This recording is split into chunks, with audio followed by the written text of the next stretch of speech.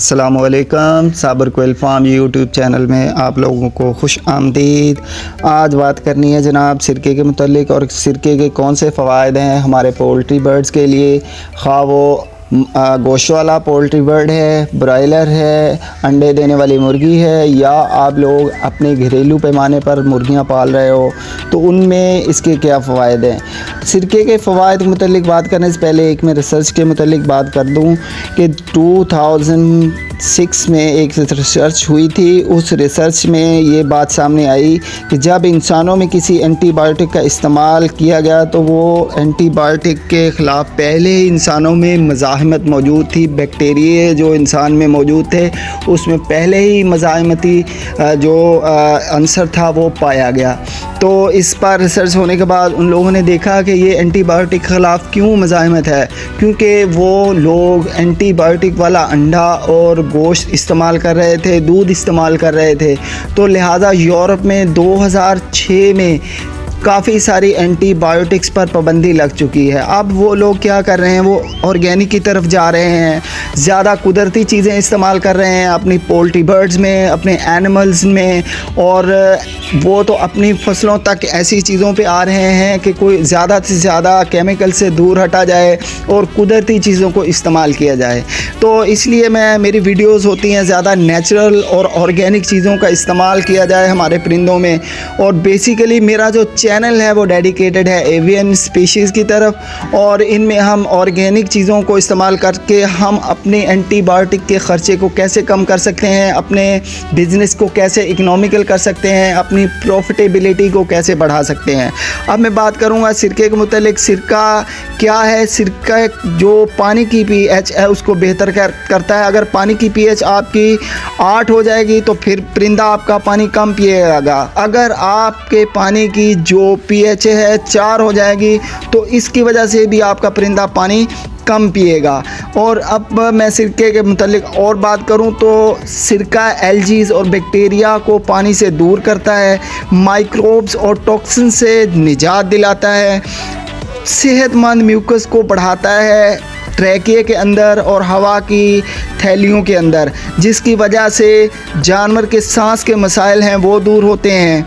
इसके बाद मैं बात करूँगा पोटे और इंटेस्टाइन में जो वर्म्स मौजूद होते हैं उनको ख़त्म करता है। ये कुदरती तौर पे डिवर्मर है, ये कुदरत का एक तोहफ़ा है जो डिवर्मिंग करता है, जो छोटे वर्म्स को मार देता है और मीट के ज़रिए बाहर इखराज को मुमकिन बनाता है। ये मुर्गियों में इस हाल का बेहतरीन इलाज है, हाजमे को बेहतर बनाता है, और जो न्यूट्रिशंस होते हैं फीड में, जैसे कि उसमें एनर्जी होती है, प्रोटीन्स होती है, उसके बाद मिनरल्स होते हैं, वाइटामिन्स होते हैं, उनको अच्छी तरह हज़म करके जुज़्वे बदन बनाता है परिंदों का।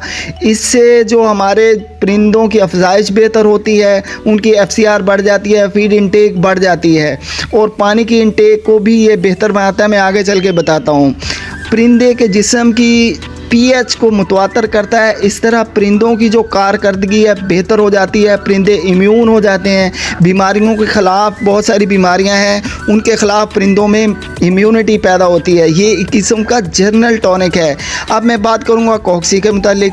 तो कॉक्सी में जो पैरासाइटिक होती है डिटर्मिनेशन हमारे परिंदों के इंटेस्टाइन में, उसको ये रेगुलेट करता है। ये कॉक्सी का इलाज नहीं है, ये कॉक्सी को प्रिवेंट करता है, ये प्रिवेंटिव है। इसमें जो प्रॉपर्टीज़ हैं वो प्रिवेंटिव हैं, और अगर आप लोग इसको अपने परिंदे में शुरू दिन से इस्तेमाल करवाएंगे डे 1 से, तो आपका परिंदा जो है वो उसमें कॉक्सी का मसला नहीं आएगा, और आपका जो कॉक्सी पे एंटी कॉक्सीडियल मेडिसिन पे ख़र्चा होता है वो नहीं होगा। और कॉक्सी का अगर आप किसी एंटी कॉक्सीडियल से इलाज करते हैं तो होता क्या है कि अंदर जो पैरासाइट मौजूद होते हैं, जो पैरासाइट वो मज़ाहमत इख्तियार कर जाते हैं कॉक्सी की मेडिसिन के ख़िलाफ़। इस तरह उनका इलाज करना मुश्किल हो जाता है, और हमारा अद्वियात का ख़र्चा भी होता है, और हमारी जो फीड की FCR है वो भी लो हो जाती है। हमारी प्रोडक्शन जो है वो बहुत ज़्यादा मुतासर होती है कॉक्सी की वजह से। तो अब मैं बात करूँगा बैक्टीरिया के हवाले से। बैक्टीरिया में अगर देखा जाए तो जो सिरका है किन किन बीमारियों के ख़िलाफ़, कौन से बैक्टीरिया के ख़िलाफ़ कारगर है, ये साल्मोनेला को काफ़ी हद तक कंट्रोल करता है। उसके बाद इकोलाई फ्लाई को तकरीबन ये कंट्रोल करता है, और बहुत सारे दूसरे बैक्टीरिया हैं, अगर उनका मैं नाम लूँ तो मेरी वीडियो लंबी हो जाएगी। जैसे कि कैम्फाइलोबैक्टर जो एक बैक्टीरिया होता है उसको ये ख़त्म करता है। इस तरह ये बैक्टीरिया के ख़िलाफ़ इसकी काफ़ी मुज़ाहमत होती है और परिंदों की मुज़ाहमत को बढ़ा देता है इन बैक्टीरिया के ख़िलाफ़। तो इस तरह परिंदों की जो परफॉर्मेंस है प्रोडक्शन के हवाले से ये उसको बेहतर बनाता है। अब मैं एक बात करूँगा कि ये कैल्शियम की जो जज़ब होने की सलाहियत है परिंदों की इंटेस्टाइन में, उनके पोटे में, उसको भी बेहतर करता है, क्योंकि ये रिसर्च साबित कर चुकी है। लेकिन आप ऐसा करेंगे कि विटामिन D3 लाजमी दें। विटामिन D3 एक ऐसी चीज़ है जो कि कैल्शियम की एब्सॉर्प्शन को बढ़ा देती है, जिसकी वजह से आपके मुर्गी के अंडे का साइज़ बेहतर होता है, एग शेल क्वालिटी बेहतर हो जाती है, अंडे की पैदावार आपकी बढ़ जाती है। तो आगे चल के मैं बात करूँगा कि ये परिंदों की अफजाइश को किस तरह बेहतर बनाता है।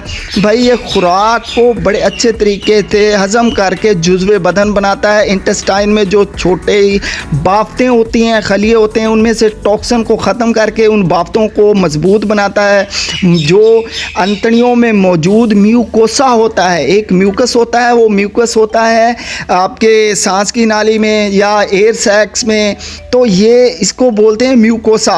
म्यूकोसा को स्ट्रॉन्ग करता है, जिसकी वजह से जो अब खुराक पोटे और अंतड़ियों के दरमियान से गुजरती है तो अच्छी तरह से उसमें से प्रोटीन, एनर्जी, मिनरल्स और विटामिन्स को एब्जॉर्ब कर लेती हैं। वो अंतड़ियों को सेहतमंद होती है। इस तरह क्या होता है कि आपके परिंदों की अफजाइश है वो बेहतरीन हो जाती है, FCR बेहतरीन हो जाती है, फीड इनटेक बेहतरीन हो जाती है। एक बात और बता दूं कि इसको जब हम लोग पानी में डालते हैं तो पानी का जायका बेहतरीन हो जाता है, परिंदे इसको पसंद करते हैं। इस वजह से परिंदे ज़्यादा पानी पीते हैं, और परिंदों में जो गर्मी में पानी की कमी का जो मसाइल होते हैं वो बिल्कुल भी नहीं आते। ज़्यादा पानी की पीने की वजह से परिंदे सेहतमंद रहते हैं। उनकी पूप जो बीट होती है वो अंतड़ियों में रेगुलेट हो जाती है, कोलोन में। अब एक बात बता दूं, अगर आपके परिंदे की गट सेहतमंद होगी तो उसका वेंट सेहतमंद होगा, वेंट साफ़ सुथरा होगा। आपकी अंडे वाली जो मुर्गी है वो अंडा दे रही है, अंडा साफ़ सुथरा आएगा, उसको बीट नहीं लगी होगी, साफ़ सुथरा अंडा होगा, क्योंकि मुर्गी का वेंट साफ़ होगा। तो वेंट साफ़ होने की वजह से आपका अंडा साफ़ सुथरा आएगा। तो वो अंडा अगर आप मार्केट कर रहे हो तो मार्केटिंग में आपको ज़्यादा प्राइस मिलेंगे। अगर आपका ब्रायलर ब्रीडर है, लेयर ब्रीडर है, तो ज़्यादा साफ़ अंडा होने की वजह से उसकी हैच एबिलिटी बढ़ जाएगी, उसमें बैक्टीरिया का जो फैक्टर आता है वो कम से कम होगा। साफ़ सुथरा अंडा मार्केट करने के लिए और आपको हैच करने के लिए दोनों अतराफ़ में ये आपको बहुत ज़्यादा सूदमंद है, फ़ायदेमंद है। तो मैं अब आपको बता दूं, आप लोग जब कोई एंटीबायोटिक इस्तेमाल कर रहे हो तो अब आप उस वक्त आपने इसको इस्तेमाल नहीं करना, सिरके को।